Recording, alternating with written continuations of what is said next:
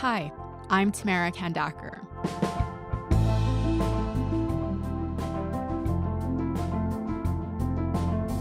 So last weekend, fans packed the Rogers Centre in Toronto for 3 Blue Jays games against the LA Angels.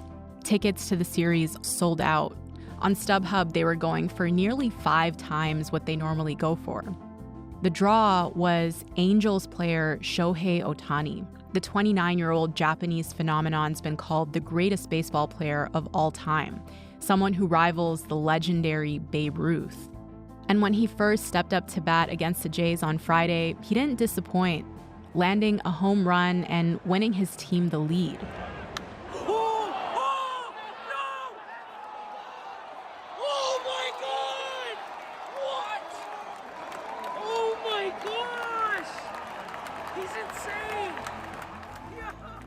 But the Angels' lead was short-lived. They ended up losing, and that's not unusual for the team.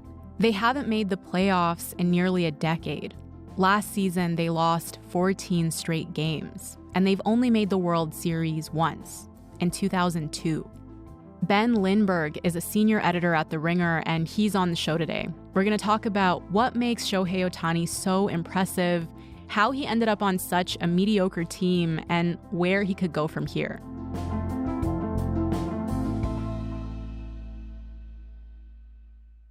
Hi, Ben. Hi. Hi. So I'm not big on baseball, but I do know that being compared to Babe Ruth is a big deal. He is to Japan what Messi is to Argentina. One of the best players to ever play, if not the best player to ever play the game. He truly is. You can say Babe Ruth all you want. Babe Ruth didn't do this. He is. He is baseball right now. Yeah. He is everything that we love about the game. He's everything we want to watch, everything that we're talking about. To me, he's transcending the sport. Before we get into Ohtani's career and what he's doing for the game, can you tell me more about why he's being compared to someone who's considered by many the greatest baseball player of all time? Yes, it's quite a compliment. And to find a precedent for a player like Ohtani who hits and pitches full-time at an elite level, you have to go back about a century. At that time, the talent level wasn't quite as high for various reasons. Populations were smaller, the game wasn't as international, and the major leagues were segregated into the white majors and the Negro leagues. So the competition wasn't quite as high caliber, and it was more feasible for a single star to excel at both jobs. So there were Negro Leagues legends like Bullet Rogan who did this as well as anyone, but the most famous two-way player who hit and pitched, and the most famous player, period, was Babe Ruth. And Ohtani has been the first to accomplish many of the statistical feats that Babe Ruth pulled off in the American or National Leagues since he did it. Maybe the most impressive thing is that in many respects, he has surpassed Babe Ruth, at least as a two-way player, because Babe Ruth's career as a two-way player didn't last all that long. He was a very talented pitcher, and then he became a very talented hitter, and those two aspects of his performance didn't overlap for that long. But Ohtani has done it consistently now for a lot longer than even Babe Ruth does it.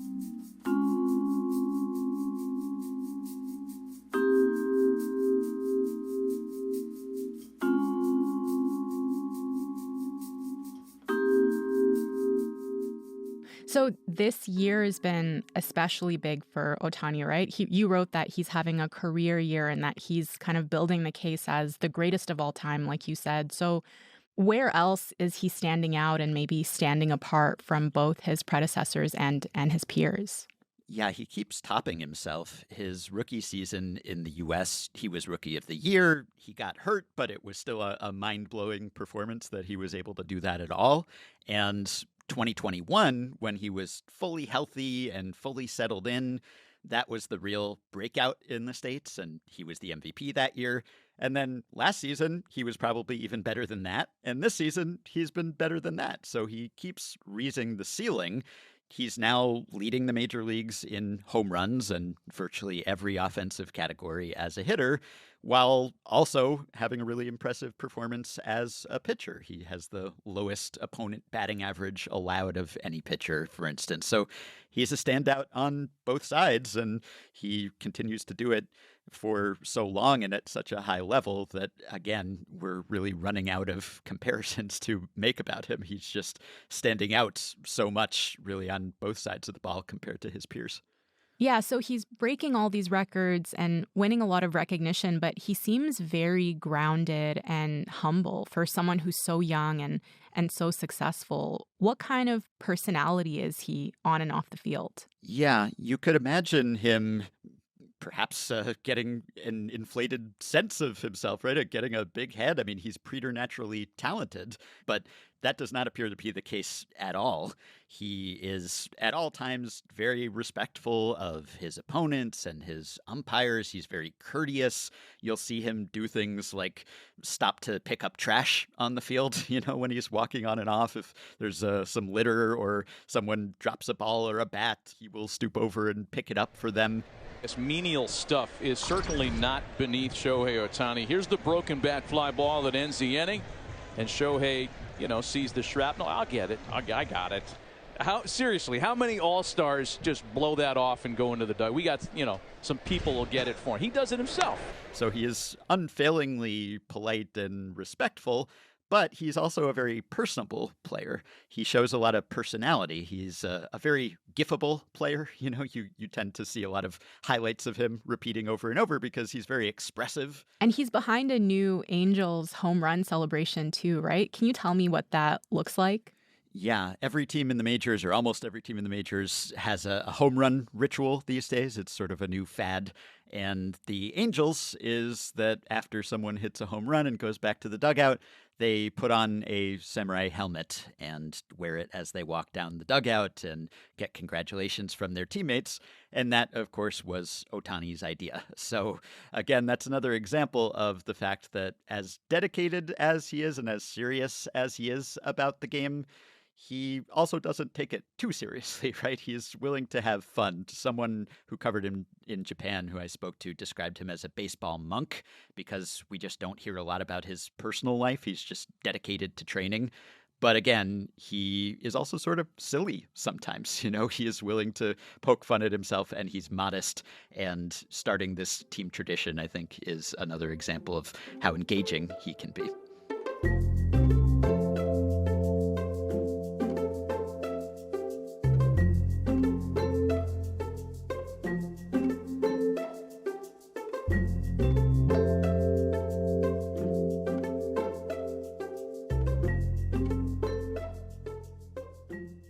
So let's go back to the beginning. He grew up playing baseball. I read that he ate, slept, and breathed the sport, started out playing Little League in northern Japan, then went on to play for Hanamaki Higashi High School as a teenager, which is apparently a really great baseball high school.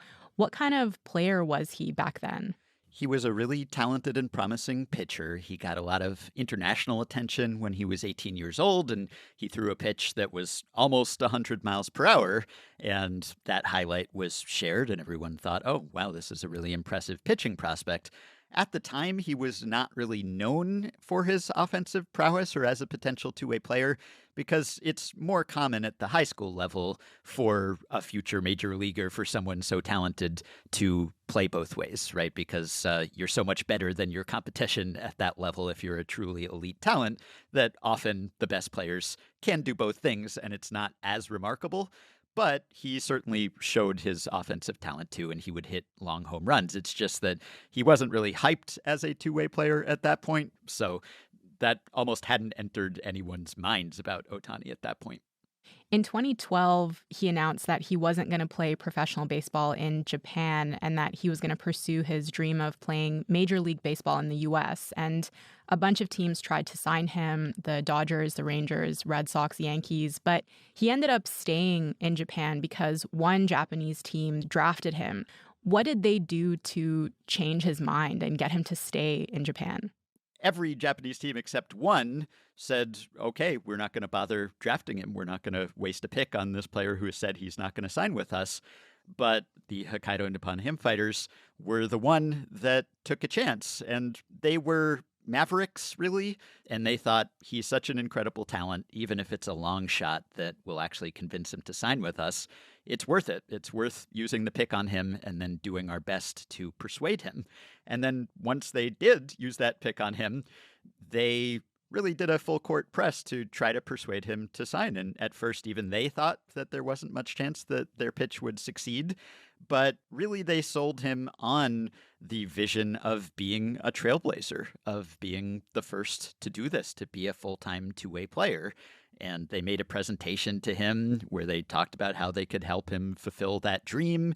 They also talked about how most of the NPB players who had gone on to success in the U.S. had played in NPB first, and they paid him as much as they were allowed to pay him.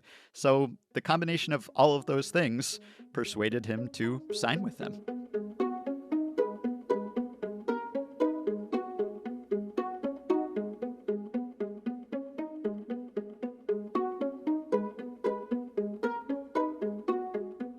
You wrote about the naysayers and how there was so much skepticism at the beginning because he wanted to skip ahead and play professionally in the U.S. But by the end of his NPB career in 2017, how big of a deal was Ohtani in Japan? Oh, he was a huge deal. He was a rock star, really, from the day he debuted there.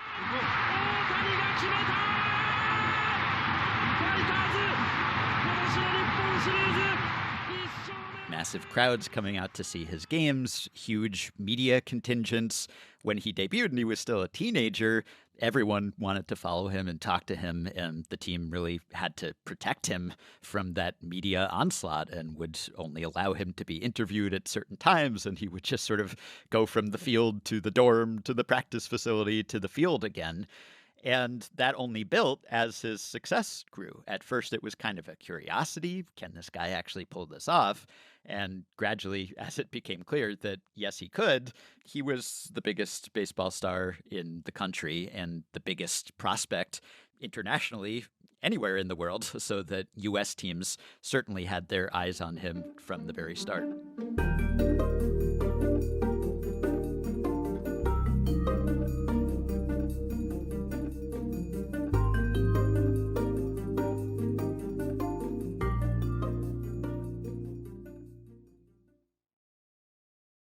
So in 2017, news breaks that Ohtani is going to move to the major leagues at the end of the Japanese league's season. He's already an international superstar at this point, super in demand. So what did that courtship process between him and MLB teams look like? It was very unusual. It was unique, like everything else about Ohtani, in that every team had a chance to sign him, not only technically speaking, but also every team could afford to sign him, because at the time he came over, he was still just in his early 20s, and there was a rule that prohibits players from basically making the full amount of money that they could until they're 25. And because of that, there was a $20 million posting fee. In Ohtani's case, the contract that he could command because of the international signing rules and his age was extremely limited. And so, whereas this coming offseason, for instance, when Ohtani will be a free agent, he can command as much money as he wants, and it might take $600 million or more to sign him over 10 years or 12 years. It will be some massive, probably record contract. When he first came to MLB, every team was theoretically in the running, and so they all had to make their pitch to Ohtani, and there wasn't that much separation in terms of the money they could offer him. So the sweepstakes came down to other factors. Each team had to answer a questionnaire and make a presentation to try to convince him to sign with them. Wow. And so what kind of deal did he end up signing? He basically signed for the $20 million posting fee and then the league minimum salary. So it was just a ridiculous deal, right? Because he was immediately one of the most talented players in baseball and was not paid at all commensurate with those skills.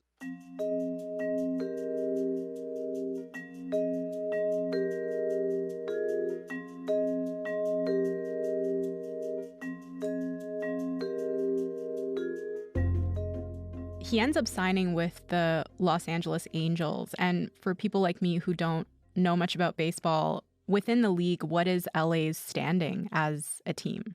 Yeah, they're sort of second fiddles even in Los Angeles, because the Los Angeles Dodgers, who are located in LA proper, are by far the most more storied franchise and more successful franchise historically. And then you have the Angels over in Anaheim, who at that time had the best player in baseball, Mike Trout, and still do. But that was about all that they had going for them. So their reputation then, and even more so now, was this is the team that has failed to surround the most talented player in baseball, and now the two most talented players, with enough competent supporting players to make the playoffs. So even then, the Angels had not qualified for the postseason for a few years, and they have continued to fail to do so with both Trout and Ohtani, which has been sort of a notorious failure on an organizational level. Yeah, so they haven't been able to turn things around, and I want to return to that, but he isn't the first Japanese player to cross over from the pro league in Japan to MLB, but how has he been received in America as a Japanese player, especially as he's gotten more and more successful? Well, there was a ton of hype and attention, of course, from the start. There was the same sort of skepticism that he had faced in Japan. That whole process repeated itself, despite the fact that he had proved himself every way that he possibly could in Japan. There was still a contingent of doubters and evaluators who said, well, he did it there, but he'll never be able to do it here. And in his first spring training with the Angels, he struggled.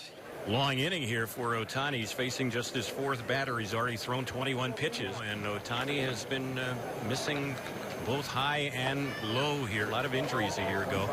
The ankle injury was the one that affected him the most. And 3-1 pitch, that's nowhere close as that fastball got away. So Choi. He wasn't hitting so well, and there were articles written at the time where scouts who worked for MLB teams cast doubt on his ability to be a hitter in the big leagues, either long-term or certainly immediately. There was some talk of, he'll have to go to the minor leagues and adjust before the Angels can call him up, right? So people were starting to be skeptical of whether he could do this, or even more so than they had been before. But, of course, spring training stats tend not to mean all that much. The games don't count, and you're playing against variable competition, and it's a small sample. So I think people blew that out of proportion just because there was so much hype surrounding him at the time. And once he made the majors, week one, really, he almost immediately set those doubts to rest about whether he could do it, because immediately he was launching home runs. That's out toward right center field. Going back on it is Zimmer. At the wall. Gone! Big fly, Ohtani-san! He was throwing great games, too. Swing and a miss. Down goes Olsen. And tip your cap, Shohei Ohtani. You deserve it this afternoon. He was a sensation. So there were certainly some people who said, he can't be the face of baseball because of the language barrier and that sort of thing. But quite quickly, he succeeded at such a high level and also was just such a likable guy that people really warmed to him and wanted to tune in to see what he would do. So the trade deadline just passed. The Angels could have traded him. There were a lot of offers on the table, but they decided to keep him ahead of the playoffs. And now the stakes are high because his contract is up at the end of the season and he'll become a free agent so he can play wherever he wants. And he said he wants to win. So what do you think? Is his potential being wasted with LA? Could he be better off with another team? I think his potential is being wasted on the organizational level, in the sense that if you have this all-time great player in addition to his teammate Mike Trout, and you can't put a good enough roster around them to make the playoffs, that is certainly a failing. And it's disappointing, just as someone who enjoys watching him play, and for baseball fans in general, that once you get to the playoffs and the games get so exciting, that he has not been there. He has not had a chance to excel on that stage. However, I wouldn't say that his potential has been wasted on an individual level, because, of course, he has fulfilled every hope and expectation for him that he possibly could have. And to the Angels' credit, they have fully enabled him to do that, right? There are perhaps some teams that would have bought into those doubts. And there were doubters not just about his offensive potential, but also people who said, hey, pitchers who've come over from Japan in the past, they haven't been durable, they haven't lasted, which doesn't really stand up to scrutiny if you study it. But the Angels fully believed in him, and to the extent that we can tell why he actually picked the Angels initially, it seems to be in large part because they said, we believe in you and we will let you continue to indulge this dream. And to their credit, not only did they let him continue to play two ways initially, but even after he got hurt and there were renewed cries for him to specialize, they still said, no, we're going to let him do what he wants to do. And eventually they took all limitations off him. Initially, they had some restrictions on how much he could pitch or hit, or he had to have days off before and after he pitched. Nowadays, they just take their cues from him. And I would imagine that he is grateful for that. I don't know whether that will be enough, though, to overcome the fact that he wants to win. And he hasn't really given any hints about any particular place he wants to play. We don't know exactly what his specific criteria is, but he has made comments to the effect of, it's disappointing not to be playing with a contending team. I would like to win.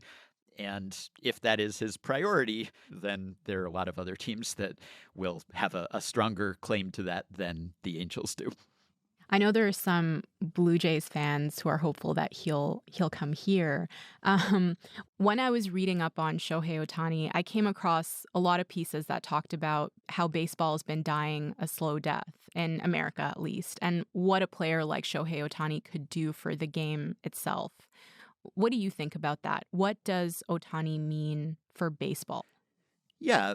People have been saying that baseball is dying since the 19th century, so that's kind of a long-running story. But in a larger sense, having a star like Ohtani has certainly helped, I think, to raise baseball's profile, because baseball has a very strong following, of course, in the States and internationally, in some places even stronger. But it has been a regional sport in the U.S., really, where fans tend to follow their own team and don't pay attention to the sport on a national level. Ohtani, though, has transcended that. And, of course, every team, every fan base can dream for now that Ohtani could be playing for them next year, right? I mean, you can't take anyone out of the running, and Blue Jays fans are dreaming about that. I'm sure every team's fans are dreaming about that because, again, he hasn't ruled anyone out. Okay, Ben, it was so nice to hear your enthusiasm. Thank you so much for this conversation. It was great to talk to you. Oh, my pleasure. Nothing I'd rather talk about than Ohtani. I've been covering baseball and watching baseball for years and years, and I have never been so surprised by anyone or so delighted by anyone as Shohei Ohtani and what he's accomplished.